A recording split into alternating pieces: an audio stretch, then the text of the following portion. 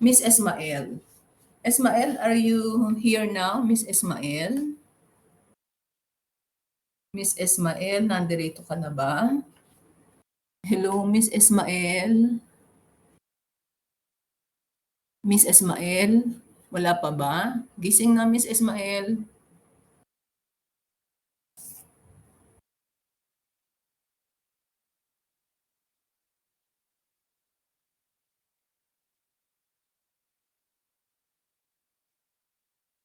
Miss Esmael. Oh, mukhang wala pa si Miss Esmael.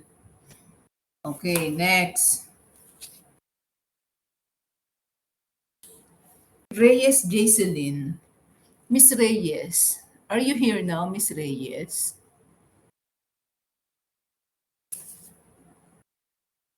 Miss Reyes, nandirito ka na ba?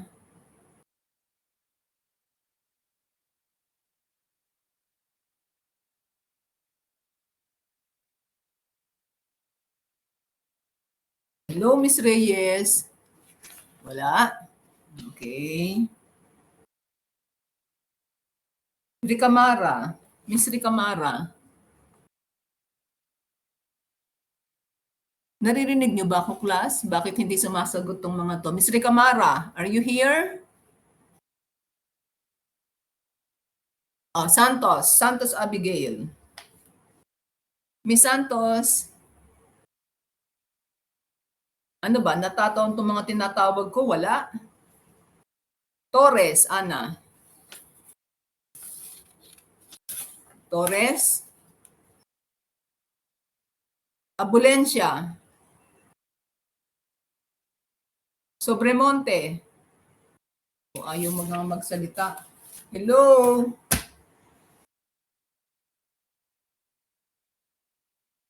Mr. Sobremonte. Sira po mic ko. So hanggang ngayon, sira pa rin ang mic. Okay. So, anybody from the class? Ano ha? Tinawag ko na yung mga walang recitation last time. Okay. So, wala pa rin. So, may I hear from anybody from the class except those who have already recited last time? Meron nang nag-recite last time, parang 1, 2, 3, 4. Okay. Hello? Any volunteer? Volunteer na lang.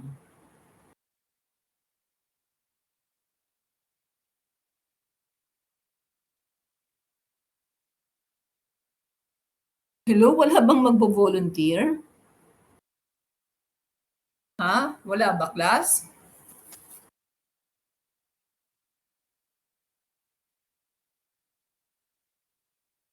Miss Ildefonso, nandiyan ka? Hello, Miss Ildefonso. Ayun, si Miss Ildefonso. Okay.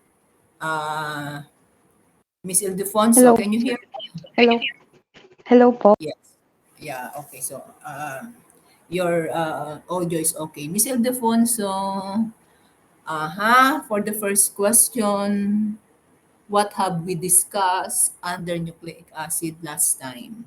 No, give us yung parang an outline, okay? Or a summary. Okay, ano na yung mga topic na na-discuss na natin last time about nucleic acid?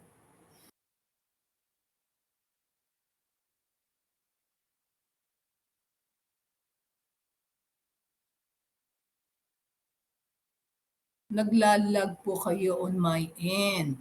Bakit kaya? Okay, so ulitin ko, Miss Ildefonso. Miss Ildefonso, what have we discussed under nucleic acid last time?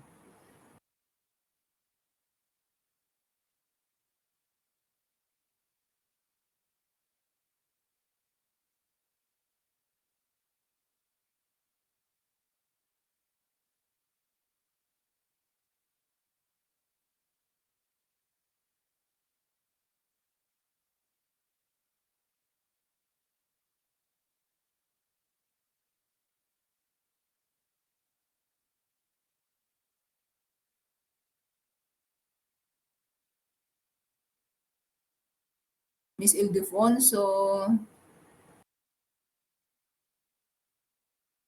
Hello.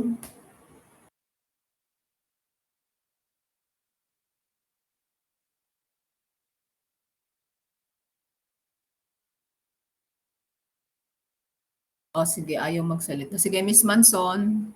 Ah, Manson. Yes, Yes Manson. po. Yes po, ma'am. For what I remember last topic po is, ayun nga po, nucleic acid. Under nucleic acid po, there's two types, which is DNA and RNA. Yung DNA po, it stores genetic information, while RNA, it translate the genetic information contained by the DNA. And uh,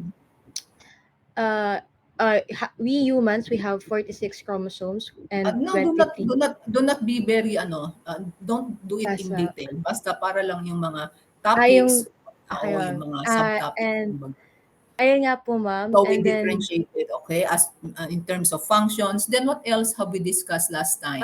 we also discuss, the pyrimidine and then purine, then the ano The rin po nun, yung bases, yan po, the yung mga nitrogen. suffix nun, yung iodine, ocene, then, uh, Okay. dio yung dioxy, ma'am, and then we also discuss uh,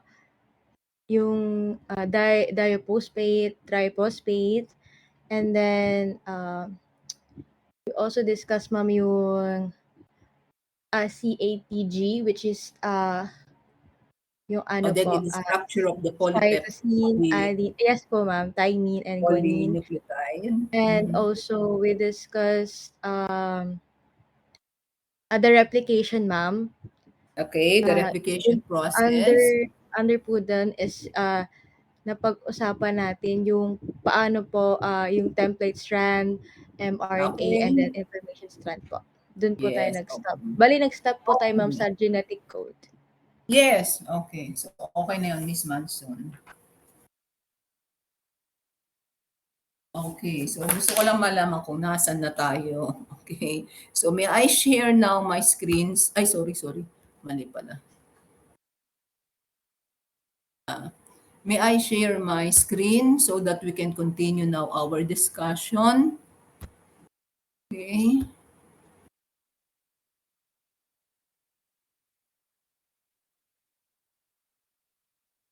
Ayan. Ayan. Okay, sandali lang ha.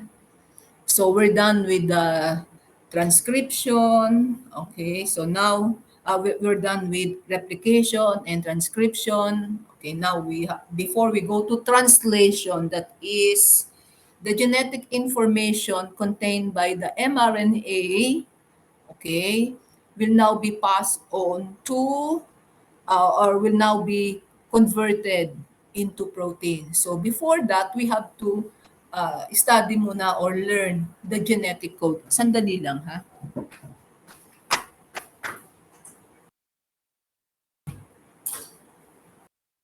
I'll just open one device para if you have questions ay makikita ko sa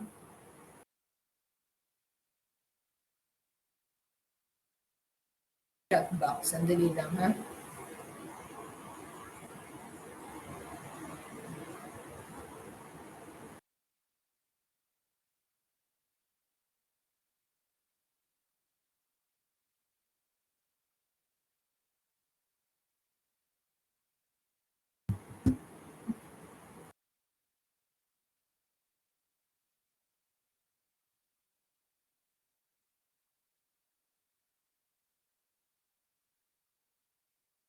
Okay, can you hear me now, class?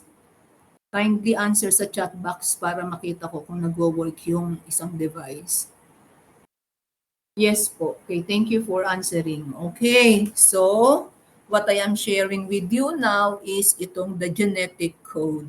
Okay, so the genetic code will help us identify the amino acids being coded by the information present in the mRNA. Okay, so as we have learned last time, the mRNA is synthesized at the nucleus.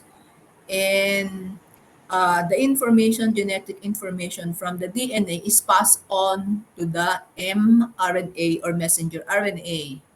In the messenger RNA, we have what we call a triplet. A triplet, this is a sequence of three nucleotides, and it codes for a specific amino acid. That triplet is called a codon. For example, UAC, okay, UAC, uracil, adenine, and cytosine. Okay, these are the bases, nitrogenous bases, no, na naandun sa nucleotides. And we have said before that a nucleotide is identified through the nitrogenous base na nandun sa kanya. So UAC is a codon for the amino acid serine, UGC is a codon for the amino acid cysteine. Pero meron typographical error dito, kaya titignan natin. What is UAC? So let us see the genetic code. Okay, the genetic code, triplets in messenger RNA. So, we see that, sandali lang, kunin ko lang yung yan. Okay. Dito nakikita natin dun sa first column na to, UCAG. Dito natin titignan yung the first base in the triplet or in the codon. Then the second base in the codon or in the triplet, dito naman natin titignan. Dito, sa row na to. And then the third base, dito naman ang tingin. Okay? So kanina, ano ba yung sabi natin kanina? UAC. UAC, let us look at UAC. So U, dito yung sa first base, U, and then A, so hanggang dyan, di ba ang U? Hanggang dyan, right? And then A, yun. So meron ka ng UA. And then C, here we look at C. There is C. Yon. So this is UAC. UAC, the codon UAC, okay, codes for the amino acid tyrosine. Okay, so nandun yun yung correction dito, no? Isa codon for tyrosine, not serine. And then UGC is a codon for the amino acid cysteine. Tingnan natin kung tama. UGC. UGC. U, ito U, and then G, ito, and then C, this one. UGC is a codon for cysteine, yes. So, cysteine is correct. Okay, so that's how we use the genetic code. Okay, and there are 64 codons for the 20 amino acids. And so expect that may mga amino acids that have more than one codons. Like for example, let us look at leucine. Leucine is being coded by how many codons? 1, 2, 3, 4, 5, 6. O may iba pa bang leucine? Okay, so 6, di ba? Meron namang na isa lang. Like for example, methionine. Okay, isa lang, AUG. And methionine, the codon AUG is also the start codon. Meaning to say, every time na there's a protein synthesis, okay, the starting point would be the AUG, the methionine. Okay? And we also have a codon for stop, meaning to say when this codon is reached, okay, it signals the stop of the termination of the protein synthesis. Ano yung mga stop codon na yon? UAA, UAG, and UGA. So there are 3 codons for stop. Okay, the stop codon. Okay. And ano pa? So codons are written from 5' end to the 3' end of the mRNA molecule. Okay. During transcription, we said that the DNA is being read from 3' end to the 5' end. So therefore, the messenger RNA is growing from the 5' end to the 3' end. Ito yon. So therefore, when we give the codons, we start with the 5 prime end. Okay? And so we have the complete codon do sa table 22.3. Can you follow? Are you following? Hello? Huh? Any question? Okay, next. So we're done with this. So nasa translation na tayo, class. Translation or the protein synthesis. Okay, so the mRNA contains the sequence of codons that determine the order of amino acids in the protein. And then, we also have discussed last time the three types of RNA. So meron na tayong isang mRNA. The other RNA, which is called the transfer RNA. So mayroong individual transfer RNAs that bring a specific amino acids to the site of protein synthesis, okay, to form the peptide chain.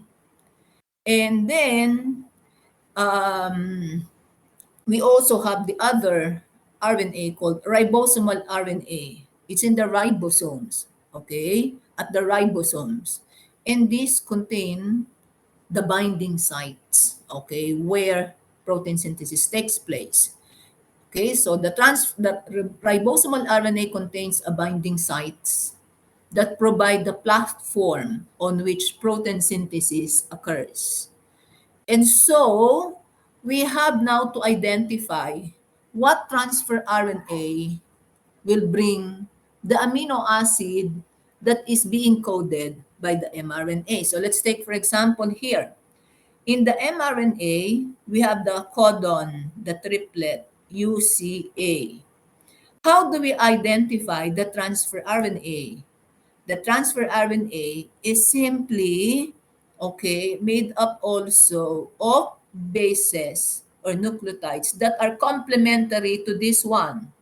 So U, we know that U pairs with A, C pairs with G, A pairs with U. So that's the complementary base pairing. Okay?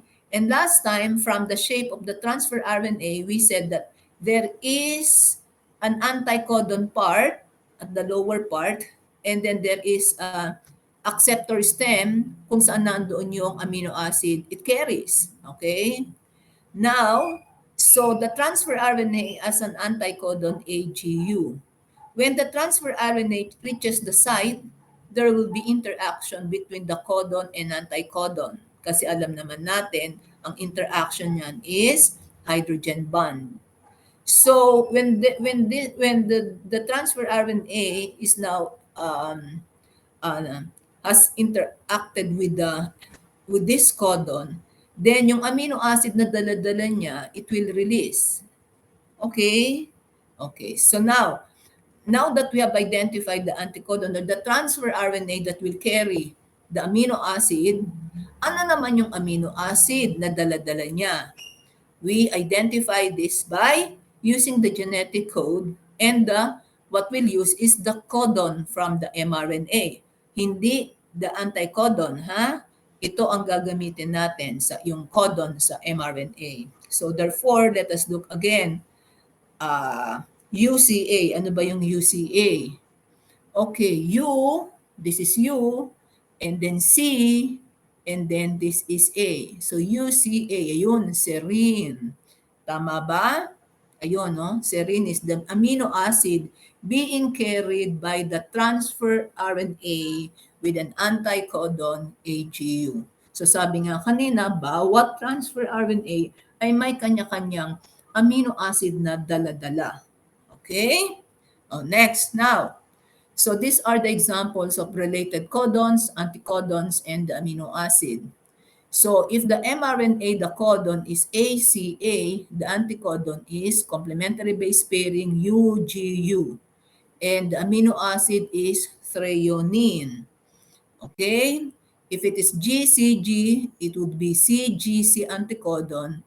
Alanine is the amino acid, and so on and so forth.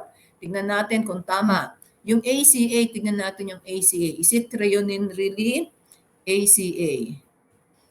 A, and then C, and then A. Ayun, ACA. Yes, THR is threonine.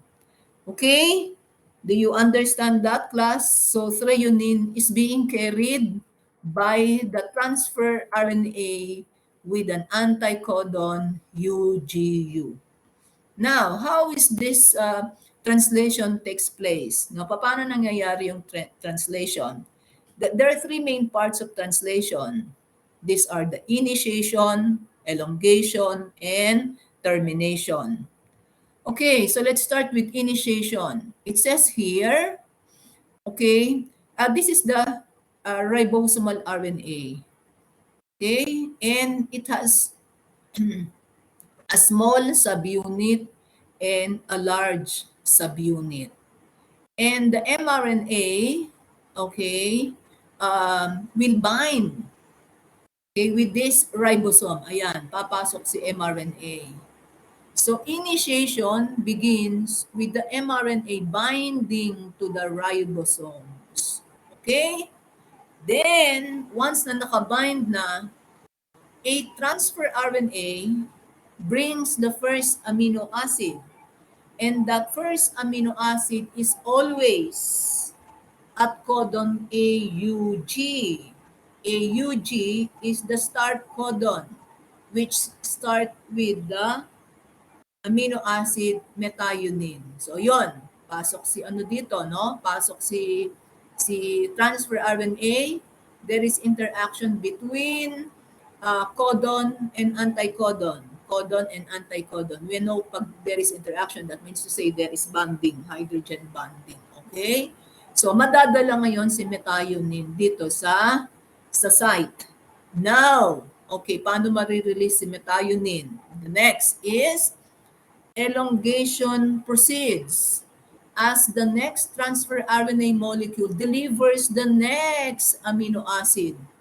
When a peptide bond now forms between the two amino acid, yung unang amino acid carried by the first transfer RNA and the second now na transfer RNA, which is serine, which is UCA, and then saka matatanggal itong isa na to. Okay? Oh, now, so translation continues until a stop codon. What are the stop codon? UAA, UAG, or UGA is reached, which is called the termination. Then the completed protein is released. So that's how, so pupunta na yan, dadalhin na yan sa kung saan kailangan ng ating katawan. Okay? So this is the whole picture of translation. Okay, so the first step, the initiation, we have the mRNA binding with the ribosomal RNA, and then the first transfer RNA carrying the start codon, which is the start codon carrying the methionine. Ayun, pasok na. Then, elongation comes next. A second transfer RNA binds, okay, with the, when we say binds, yun yung codon and anticodon binding, okay? Then, a peptide bond is formed between the two amino acid. The first transfer RNA is released, yon. And then, what else? Pasok yung susunod, the third transfer RNA carrying the next amino acid until we reach the termination stage wherein a stop codon is reached, and so the completed protein is released. So that's how translation takes place. Okay, now let's have some some practice. How do we starting from the transcription and then to the translation. So we start with the DNA. So the DNA has two strands. The informational strand, which is not used in the transcription, and the other strand, which is the template strand. And this is the one used for the transcription. So we are reading it from the 3' end to the 5' end. So therefore, the mRNA is growing from the 5' end to the 3' end. And it is better that we have it by threes. Di ba? So from the DNA template strand, we have TAC. So the complementary base pairing would be AUG. Bearing in mind kung ano yung dapat na base na nandun sa DNA at saka sa RNA. And then AAC transcribed to UUG, CCT to GGA, CGG to GCC, CCT to GGA, and AGT to UCA. So we have now how many codons in the mRNA? 1, 2, 3, 4, 5, 6. And when we give the amino acid now, okay, we're reading from the 5' end. And to identify what transfer amino acids, okay, will bring those specific amino acids. So we also have to give the transfer RNA, anticodons. So again, following the complementary base pairing. This time, both are RNAs. So therefore, wala kang makikitang T dyan sa dalawa na yan, di ba? Next. And then, we now use the codon in the mRNA to give the specific amino acid. AUG is the start codon. So we have met for that, methionine. UUG, tignan natin si UUG. UUG. UUG, ayun. Asan si U? Ito, U. U, U, G. Ito. U, tapos second is U, and then the third is G. UUG codes for leucine. So, tingnan nga natin kung tama. Minsan kasi may typographical error. Ayun, leucine. Leucine. Okay, hanggang sa maibigay natin yung lahat ng amino acid. So, we have now a polypeptide. Is it clear, class? Is it clear? Hello, is it clear? Hmm? Hello? Hello, is it clear?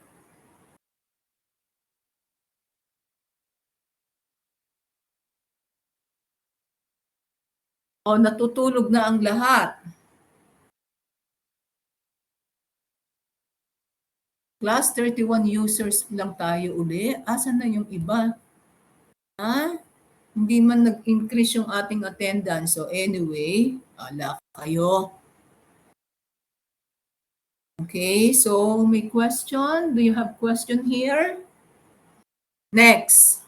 Nasaan na tayo? Okay. Now, let us discuss okay lang, ha? Mutations and genetic diseases. Okay, so sandali lang.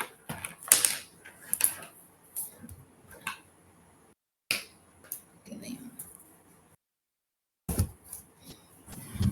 Okay, so we're now on mutations and genetic diseases.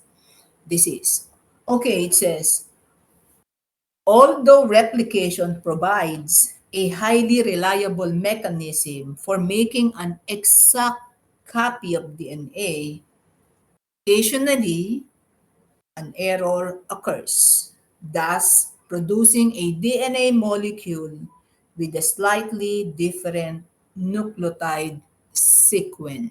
So, when there is a change in the nucleotide sequence in a molecule of DNA, we say that mutation occurred. So, that is mutation. Okay, some mutations are random while others are caused by ano yung mga substances or things that cause mutations, and they are called mutagens. Exposure to high energy radiations such as X-rays, ultraviolet light, o kaya yung mga um, merong tawag dun sa ano na yun, nakalimutan ko, reaction. Okay, forgot. Anyway, so these are examples of mutagens. Okay, now if the mutation occurs in a non-reproductive cell, okay, like for example, yung within the organism lang, no? Okay, um, for example, when some worn out cells are to be repaired o kaya replaced, right? The mutation is passed on to the daughter cells within the organism. Okay, so I repeat that. If the mutation occurs in a non-reproductive cell during replication, okay, the mutation is passed on to daughter cells within the organism only. And of course, not transmitted to the next generation. But if the mutation occurs during replication, okay, in an egg or sperm cell, it is passed on to the next generation of an organism. Okay? And mutation can be classified according to the change that results in a DNA molecule. So let us look at these um, types or classification of mutation. One is called a point mutation. And point mutation is the substitution of one nucleotide for another. So, for example, this is the original DNA, no? This is the original DNA. So we have GAGTTC. During replication, si G ay na-replace by C. So we have GACTTC. So G is replaced by C. We call this point mutation. Okay? Next, meron ding tinatawag na deletion mutation. It occurs during replication when one or more nucleotide is or are lost from a DNA molecule. So for example, this is the original DNA molecule, mahaba yan. For example, this nucleotide is replaced or is lost. Okay, nawala. So, ano mangyayari? Magmo-move ito. So, what comes after A is T. So, GATTC, may iba ngayon yung, ano, di ba? Yung sequence. So, we call this deletion mutation. The other one is called an insertion mutation. It occurs during replication when one or more nucleotide is or are added to a DNA molecule.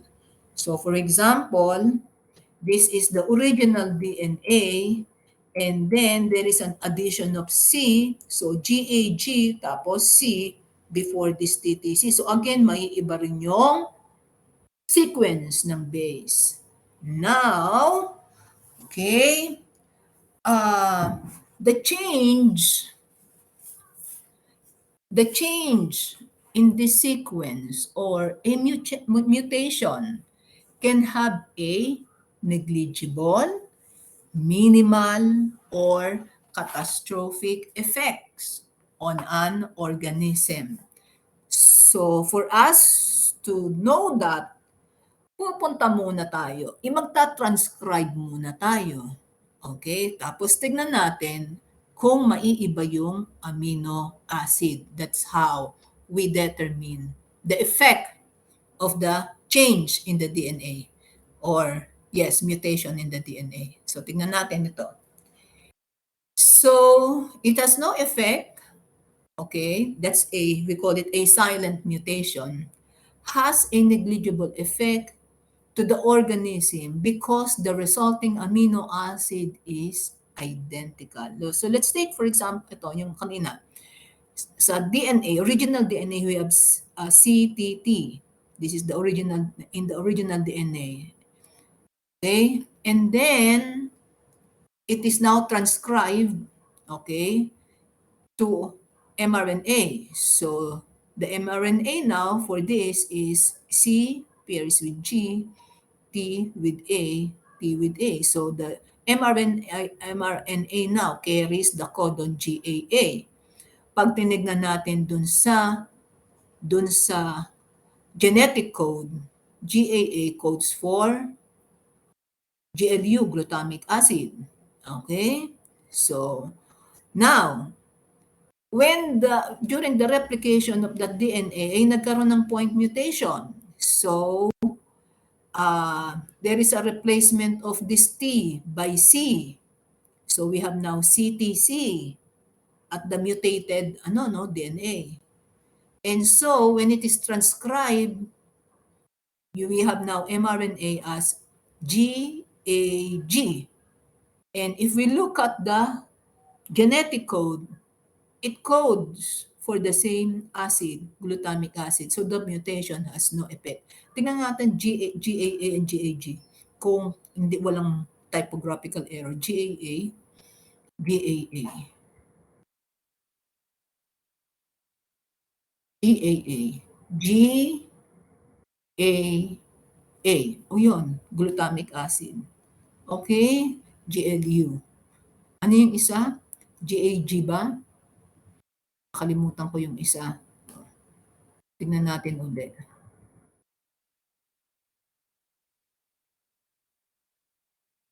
Oh, GAG nga. GAG. Tingnan natin yung GAG. GA, baba ng konti. Ayun, GAG. Of course, glutamic acid. So, the same amino acid. Nakukuha nyo ba, class? Hello, nakukuha ba? Ha? Psych? Okay. Oh, same. Next. Okay, so the mutation has no effect. It's a silent mutation. Next now. A mutation that produce a protein with one different amino acid, yun yung problema, usually has a small to moderate effect on the protein overall. And this is the case for the sickle cell anemia, the protein hemoglobin. Okay? Substitution of just one amino acid can result in the fatal disease sickle cell anemia na pinag-usapan na rin natin last time. So for example, in the original DNA, CTT, after replication and there's mutation, point mutation, CAT, which is there is a change in the second base from T naging A siya. And when it is transcribed to mRNA, the original one is GAA, but the mutated one becomes GUA. Okay, tignan natin kung ano yung GUA. GUA. GUA. A, G, and then U, and the A. Ayun. It codes for the amino acid valine. Okay? And that change only in one nucleotide sequence, okay, will result to that fatal disease, sickle cell anemia. Okay? Mas lalong malaki ang epekto, catastrophic effect, if, ito, a mutation causes a big change like producing a stop codon, meaning to say the remainder of the protein will not be synthesized. And if that protein has a very important role or function that affect the body, okay, then of course it will have a catastrophic result. Okay, so for example, the original CTT DNA, then after during replication nagkaroon ng change, point mutation, it change of C to A, this becomes ATT. And during the transcription, the mRNA now becomes UAA, and then that UAA is a stop codon. So whatever that protein is, it can no longer be synthesized. Okay? So, yeah. And so when a mutation causes a protein deficiency or defective protein synthesis, and this mutation is passed through generation, then it is called a genetic disease. Okay? There are many genetic disease. One is cystic fibrosis. It results from defective cystic fibrosis transmembrane conductance regulator. Okay, sa lungs yan. And the effect are extremely thin like mucus and low pancreatic secretion. Pag low pancreatic secretions, affected ang digestion, so affected ang growth ng bata. Okay? And then galactosemia, another one, results from a deficiency of an enzyme needed for galactose metabolism. We know that, 'di ba, lactose, no? uh, During hydrolysis of lactose, no, you have lactase and no. During hydrolysis of lactose, lactase enzyme hydrolyze it to galactose and glucose. Okay, now each of these glucose will enter a certain pathway, metabolic pathway, glycolysis. Galactose also will have to take part in that glycolysis. Pero bago siya maka-enter sa glycolysis, it must be converted to something else. And galactosemia is the one that will do that. So if there is no enzyme for galactose metabolism, then what will happen? There will be accumulation of galactose, and that accumulation will cause mental retardation. Okay? So that's how serious the effect of these mutations. Okay. So, ilang tayo? 32. Okay. Now, nasa na tayo sa some applications of our knowledge about DNA. Okay? So, class, we have uh, sa mga previous discussion natin, lagi tayong merong discussion nung after the natural polymers, yung mga diniscuss natin, carbohydrates, blah, blah, blah, sa lipids, blah, blah, blah. And then meron ding, may mga some portions doon that there are synthetic counterpart of these naturally occurring polymers, right? Meron din sa DNA. Meron din synthetic. Okay? And that synthetic DNA is what we call recombinant DNA. Recombinant DNA is a synthetic DNA that contains segments from more than one source. Yung synthetic DNA na yan, class, ginagamit na yan sa sa crop, sa mga plants propagation, kahit din sa some mga food products natin.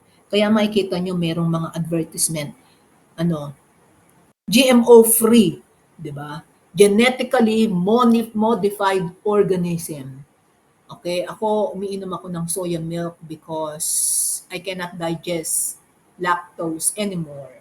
So doon sa bottle ng soya milk nakalagay doon, GMO free, genetically modified because okay, ginagawa yung modification na yon sa crops, okay, genetically modified crops contain DNA altered by various techniques. Often, bakit ginagawa yon? Resulting in increased disease resistance or improvement in shelf life or nutrition. Okay, so common na yan sa mga crops natin. Okay? Now, to understand recombinant DNA, there are three key elements needed to form that synthetic DNA. Okay? And of course, laboratory techniques, okay, devised over the last 30 years allow scientists to manipulate DNA molecules and produce new forms of DNA that do not occur in nature, kaya tawag nga natin synthetic. And of course, you have heard the term genetic engineering. Okay, genetic engineering. The term genetic engineering is often used to describe the process of manipulating DNA in the laboratory that allows a gene. Ano ba yung gene? Napag-usapan na natin yung gene, di ba? It's a segment of DNA that is used to produce protein. Okay? So, that allows a gene in one organism to be spliced. Ano yung splice? To be inserted into the DNA of another organism, thus forming recombinant or synthetic DNA. Okay, so these are the three key elements. One, you must have a DNA molecule into which a new DNA segment will be inserted. Siyempre, di ba? Kasi magko-combine ka ng dalawang DNA from different sources. Then there must be an enzyme that cleaves both DNA, the original DNA molecule and the new DNA segment that will be inserted to it. And that enzyme will cleave both DNA at specific locations. Marami na ngayon mga enzyme that can ano um, that can do that, or that can ano bang tawag doon, that can recognize a specific sequence of bases in DNA molecule. Okay? Then, sabi nga kanina, a gene that is a part of the DNA molecule from a second organism that will be inserted into this original DNA molecule. Okay? Next. Are you there? Okay, so this is the first step. Okay? What is used as the DNA, the original DNA, comes from bacteria. The bacteria E. coli, or E. coli. E. coli. Ano ba yung E doon? Escherichia coli or E. coli. That's the bacteria. Okay? And plasmid DNA from that bacteria is isolated. Ito yon, plasmid DNA. Okay? And so we have this from a bacteria. It's a plasmid DNA. It's circular in shape. And then there is what we call an enzyme restriction endonuclease E. coli enzyme, which will cleave at specific site. So ito yung specific site na i-cleave niya. Okay? So when it is cleaved now, na-expose ngayon yung bases of the both strand. Since this is circular, you form now a linear plasmid DNA with two ends ready to bond. Tinatawag na sticky ends kasi itong mga bases na to expose, ready to bond yan to their complementary base pairs. Okay? And so what happened next? Then there is a second sample. And this second sample of DNA usually is of course from a human DNA and is also cut with the same enzyme E. coli at that specific site, kasi nga nare-recognize niyang E. coli na yon yung specific sequence in the DNA. Now, what happens? This forms human DNA segments. Yan, human DNA segments with sticky ends. Pag sinabing sticky ends, ready to form a bond with their complementary base pair. Ayun. Complementary to the plasmid DNA. So what's next now is combining the two pieces of DNA with, syempre may enzyme na naman, DNA ligase enzyme, and now forms a DNA containing new segment and larger than the original one because of its additional segment. Okay? Now, this way, this process was first used when insulin, okay, we know insulin is used by the diabetic patient. Class, can you hear me? Naririnig niyo ba ako? Kasi medyo umuulan dito sa amin. Naririnig niyo ba ako? Yes At po, ma'am. naiintindihan niyo man ba yung ini-explain ko? I'm doing it very slowly.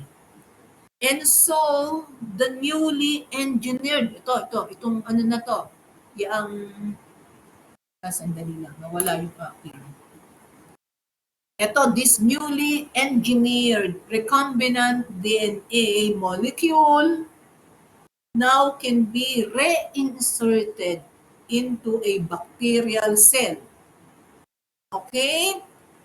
Transcription converts, okay, so again, the process of transcription. Transcription converts the recombinant DNA into RNA, and RNA directs the synthesis of the protein that corresponds to the inserted DNA sequence. Because bacteria rapidly grow and divide, large amount of protein can be synthesized by this method in a short period of time. I said kanina, insulin, a hormone used by many diabetic person, was first genetically engineered protein available in significant quantities by this method. Okay? So, si insulin ang unang naka-experience o na-produce or na-synthesize using this method. Bago kasi itong recombinant DNA na to, okay, those individuals, before 1983, individuals with diabetes use insulin isolated from cows or pigs. This insulin has a similar but not identical amino acid sequence to human insulin. Kaya sometimes it leads to allergic reactions in some individuals. Okay? So ngayon, mas marami na ang ginagamitan ng recombinant DNA. Kadalasan, doon sa related sa ating pagkain para for mass productions. Okay? That's recombinant DNA. Okay, next. Another application, recombinant DNA, polymerase chain reaction. Class, is this term familiar? PCR. Anybody? Anybody who can recall this and relate this to our situation? Class. Uh, uh, One question for recitation. PCR. Anong relation nito sa saan ito na-encounter? Ano to? Common term ito, class. Yes. Wikoko. Yes, Wikoko. O Wikoko, ikaw na, Wikoko. Ma'am, is it like sa COVID test po? Yes. COVID test. 'Di ba? RT-PCR. Yes, tama. Yung RT mamaya natin pag-uusapan. Yung PCR muna. PCR is another technique, a laboratory technique. Okay? So, polymerase chain reaction. Polymerization class. Polymerase chain reaction. Simply means it amplifies a specific portion of DNA molecule producing millions of exact copies. So kung nasa virus yan, yung segment na yon, yung DNA molecule na yon, nasa isang virus, so using this technique, i-amplify yon, magproproduce ng million copies. So, madidetect ngayon kung yung virus na yon is present in an organism, in humans. Ganun yung ginagawa sa yung sa COVID test, RT-PCR. So what is PCR? It is a technique, okay, to produce million uh, exact copies of the virus. Okay, Now, this technique, polymerase chain reaction, okay, there are four elements needed to amplify DNA or to produce million copies of DNA by PCR. One, the segment of DNA that must be copied. Okay?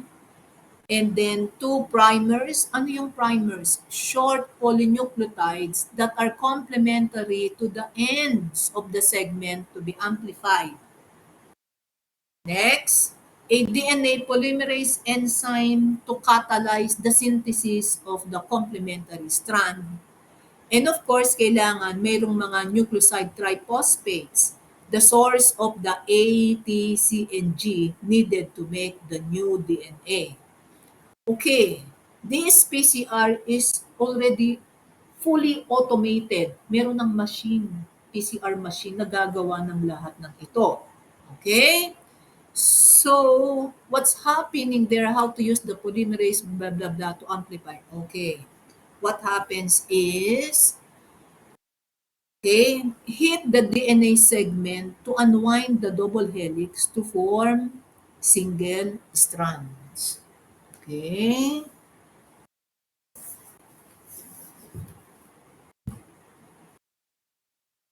Dali lang ha.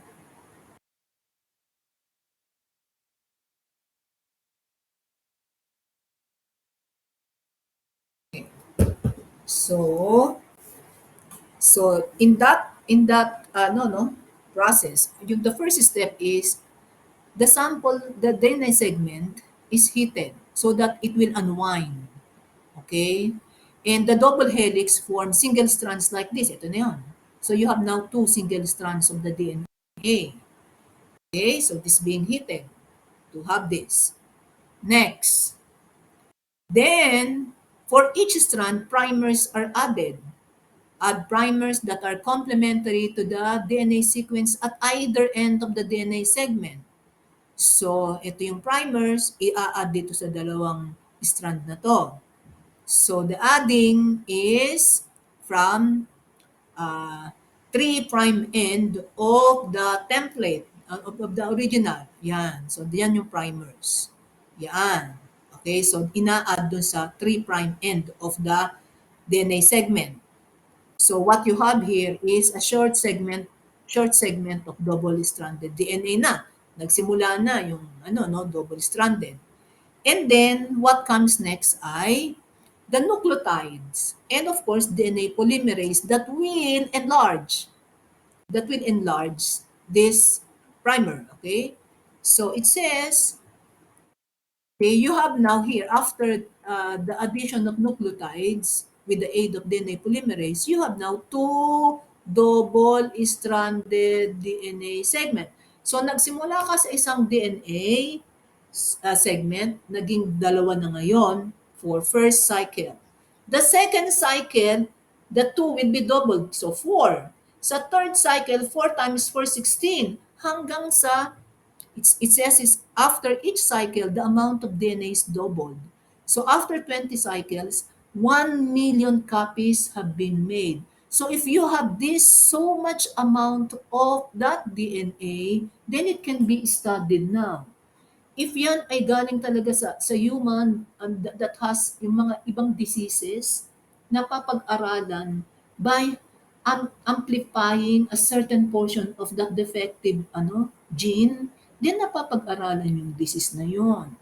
O dito naman, kung ito'y galing sa virus like sa RT-PCR, then it can be now detected. Meron ba o wala? O walang virus doon sa sample na kinuha sa atin. Usually, pag RT-PCR swab test, di ba? Yun yung ginagawa. Okay? So, that is one application of the concept that we learn from nucleic acid or DNA. Ano pa ba, class? Okay, tatapusin na natin ngayon, ha? Another is what we call, okay, DNA fingerprinting. Of course, it's common now na ginagamit, mayroong DNA test to prove yung relationship, paternity, di ba? Pag gusto mong malaman kung yan ay merong nawawalang anak o pinaampon, di ba? DNA testing is being done. And then minamatch yung DNA nung mother or father dun sa DNA nung supposed to be na anak. If they match, sinasabi naman 99%, di ba? Kitang-kita talaga. It's because the DNA of each individual person is unique. So DNA can be used as a method of identification. Any type of cell, from the skin, saliva, semen, blood, hair, can be used. Yes, 'di ba? Yung iba nga sa mga Korean is yung plastic cup na ininuman, 'di ba? Kinukuha 'yon tapos ayan. So, can be used to obtain a DNA fingerprint. And of course, the first thing that is being done there is amplification again by PCR. Then, cut by may mga restriction enzymes. So, may mga DNA fragments. Okay? Kasi merong restriction enzymes na magkakat nung DNA na yon after na-amplify siya. Since there are now more DNA fragments, meron pang isa pang technique and it is called gel electrophoresis. Itong technique na to, ang ginagawa naman nito is it separate the size of the DNA fragments, yung molecular weight. Then, this is viewed, okay, under X-ray films, and what we see now, ang nakikita na lang ay DNA fragments can be visualized on X-ray film after they have been separated. At ito na yung makikita. There are bands. Okay? And these bands, okay, from here, from top to bottom, decreasing size of the DNA fragments. Okay? So each band correspond to a fragment of DNA. So to establish yung relationship, okay, the DNA sample of one individual and then it is being compared with the DNA sample of the another individual. Simultaneous din nilang ginagawa yan sa gel electrophoresis. Para magkatabi, yan makikita ngayon kung parehas yung mga bonds na yan, then they are related. O kaya naman sa crime din, di ba? DNA fingerprinting is also used now sa mga crime sites. Okay? Yung supposedly, yung suspect ba nandun sa crime site? So if there are mga doon, mga uh, samples, blood sample, hair sample, kinukuha yan. Okay? And then, kumukuha rin ng sample from the suspect, from the victim. And all of these were processed this way. So, kino-compare itong result dun sa X-ray film. So, makikita ngayon to establish the innocence o kaya yung guilt ng isang uh, person involved in a crime. Okay? So, that's it. Okay, next now. Ano pa ba? To complete our discussion dun sa RT-PCR. Ano yung RT doon? Ano yung RT? May I listen from RT-PCR? What is the meaning of RT there? Hello? Na, sino ba yung kanina nag-recite? Baka hindi ko na-record. Hello, sino yung nagsabi ng COVID kanina? Hello? Wiko po. Wikoko. Sandali, tignan ko. Ayun, meron na si Wikoko. Okay. Next, sino pa? Yung wala, hindi pa nag-recite. Ano yung ibig sabihin doon sa RT-PCR? Ano ibig sabihin ng RT? Yes. Yes, Ildefonso. O, ikaw na, Ildefonso. Ikaw na yung unang nakita ko. Ildefonso. Rinig na po, Ildefonso. ma'am. Yes. Reverse transcription po. Reverse Polymerase chain reaction. Yes. Si Ildefonso. Reverse transcriptase or transcription. Na-discuss na natin yung transcription, di ba? Ano ba yung sabi natin sa transcription? From DNA to RNA, di ba? Eh kung reverse, eh di RNA to DNA. Okay? So, yun ang ibig sabihin ng RT, uh, PCR, reverse transcription uh, polymerase chain reaction. Okay, so with that, kailangan muna nating pag-aralan o medyo intindihin kung ano yung virus. So it says, a virus is an infectious agent consisting of a DNA o kaya a molecule, an RNA pala, an RNA molecule that is contained within a protein coating. The problem with virus is it is incapable of replicating alone. Wala siyang machinery to replicate itself. So, hindi siya pwedeng magpadami on its own. Pero ang bilis dumami ng viruses, di ba? Bakit? Because it invades a host mechanism and use the host machinery to replicate the virus. Okay? Now, and then many prevalent diseases. Ano ba yung mga caused by viral? Mga viral natin? Common colds caused by virus, influenza, yung trangkaso, herpes are viral in origin. Minsan 'di ba kailangan palakasin ng natin yung ating resistensya to fight this virus. Yes. Yes, Miss Biron. Miss Biron, you're raising your hand. Napindot lang. Napindot lang. Okay. And then, at nag-type si Biron. Yes, Miss Biron. Okay. And then, a vaccine, di ba, no? Bibig na, no?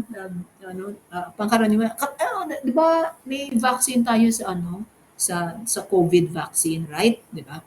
A vaccine is an inactive form of a virus that causes a person's immune system to produce antibodies to that virus at ward of infection. Kaya yon, nag-ano ng mga iba-ibang vaccine. Ano? To, although kahit na vaccinated ka, nagkakaroon ka pa rin, di ba?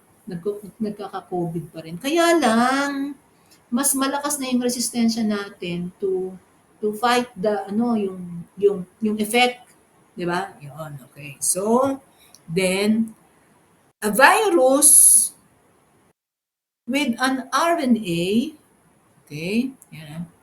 A virus with an RNA core. Sabi natin kanina, a virus can have a DNA or an RNA. So if it has an RNA, it is called retrovirus. Okay, so you have a viral RNA. This is now the virus, retrovirus. So tignan nyo, may spike, di ba? And it has an enzyme, reverse transcriptase. Okay, so when this invade a host organism, ano nangyayari? Retrovirus invade a host and then synthesize viral DNA. So from RNA, viral RNA, naging viral DNA using reverse transcription. Then the viral DNA, okay, can then transcribe RNA, viral RNA, which then directs protein synthesis, so therefore new retroviral particles to infect other cells. Acquired immune deficiency syndrome AIDS is caused by the retrovirus HIV. Okay? So, yon. O, ito yung So, meron kang retrovirus, pasok sa organism, cell ng isang organism, human being, then ang gagawin ni virus, ni retrovirus is by following reverse transcription, the RNA is converted to viral DNA, use the host to produce this DNA, viral DNA, and then transcription. One of this will be transcribed to form viral RNA, And then the viral RNA is converted to proteins. You have now viral proteins, and then assembly, and then you form now new synthesized retrovirus that will affect other normal cells. So that's how, ano, that any question, that ends our discussion on nucleic acid as well as the applications. And do you think, is this class not related to us? Is this not important to us?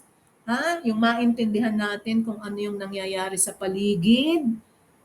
'Di ba, Psych? Hello, Psych students. Is this not related to you, to your uh, ano no? Psychology kasi, the psychology, 'di ba? Kasi the overall uh, uh, anong tawag doon?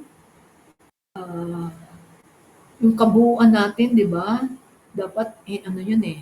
Yun yung inaaral nyo eh, not just physical, not just emotional, 'di ba? Nandiyan din ang physical, everything. Okay? So, do you have question, Sai?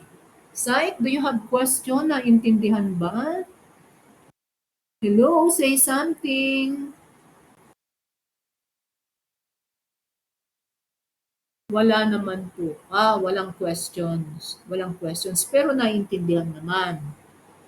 Naiintindihan naman.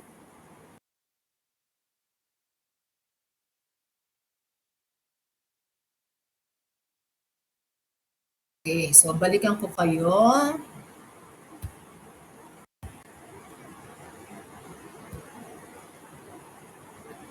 Hello? Hello? Anything you want to say, you want to share?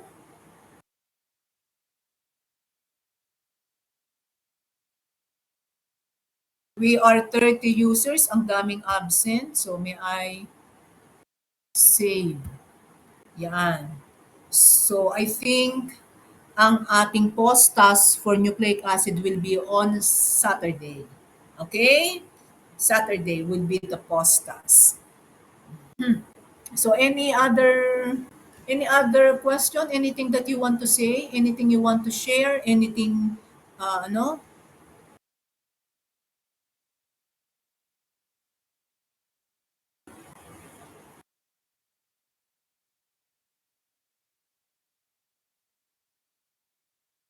I'll stop sharing. You have no other concern? No other concern, class? Nothing to say at all? Ma'am, kasabay na po yun sa ensign. Yeah, oo. Kasabay na yun sa ensign. Okay?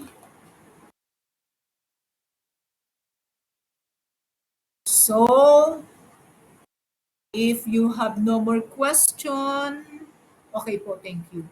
If you have no more question, nothing to say, nothing to ano, okay na class?